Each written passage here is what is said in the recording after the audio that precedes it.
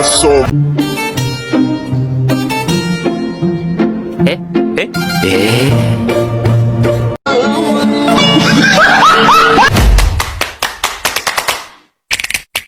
Motherfucking design all right now. Break it down, break it down, break it down. I got three whole thoughts to it down. Apa itu fiber optik? Fiber optik adalah jenis kabel yang terbuat dari serat plastik dan kaca halus yang berfungsi untuk menghubungkan antar perangkat maupun pengguna dalam lingkup wilayah tertentu. Dibandingkan dengan teknologi kabel koaksial pada umumnya, bandwidth serat optik jauh lebih besar karena mampu mencapai kecepatan gigabit per second. Berikut ini adalah gambaran dari fiber optik. Nah, ukuran fiber optik ini sangat kecil dan halus.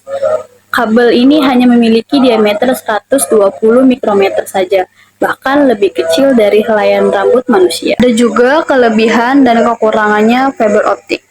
Kelebihan fiber optik yang pertama memiliki kecepatan tinggi, yang kedua jarak transmisi yang lebih jauh, yang ketiga efisiensi penggunaan ruang, yang keempat lebih aman karena fiber optik menggunakan gelombang elektromagnetik sebagai penghantar sinyal, yang kelima bebas dari gangguan sinyal.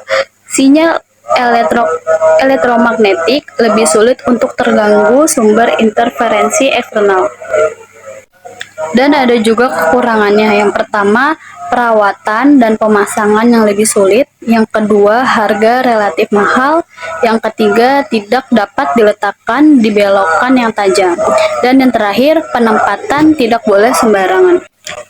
Ada juga jenis-jenis fiber optik. Yang pertama, fiber optik single mode. Kabel fiber optik single mode yaitu kabel jaringan yang memiliki transmisi tunggal, sehingga hanya bisa menyebarkan cahayanya hanya melalui suatu inti dalam suatu waktu. Kedua, ada kabel fiber optik multimode. Kabel fiber optik multimode merupakan kabel yang dapat mentransmisikan banyak cahaya dalam waktu bersamaan karena memiliki ukuran inti besar yang memiliki diameter sekitar 625 mikrometer. Struktur fiber optik. Yang pertama, inti atau core.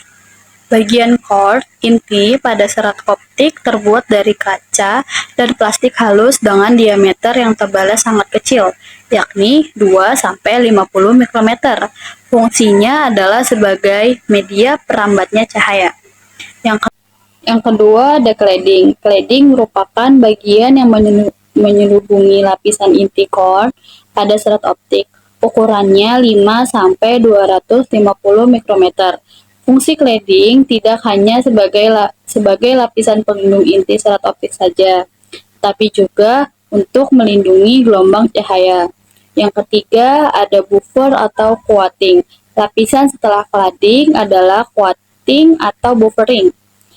Terbuat dari lapisan plastik dengan sifat elastis yang gunanya untuk melindungi serat optik dari segala gangguan fisik.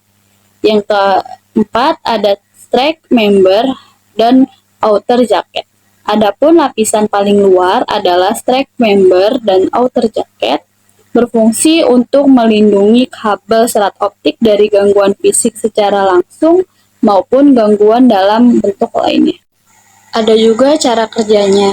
Cara kerja fiber optik adalah dengan memanfaatkan serat kaca untuk memperoleh refleksi cahaya dalam jumlah besar agar semua data dapat ditransmisikan secara maksimal dan stabil. Refleksi cahaya tersebut akan bergerak memantul melalui cladding ke bagian inti, sebab cladding sifatnya tidak menyerap cahaya dari inti. Kesimpulan dari materi ini yaitu fiber optik. Fiber optik merupakan saluran transmisi cahaya atau pemindahan informasi dari suatu tempat ke tempat yang lain menggunakan sinyal cahaya. Fiber optik juga terbuat dari serat kaca dan bentuknya panjang dan tipis serta berdiameter sebesar rambut manusia.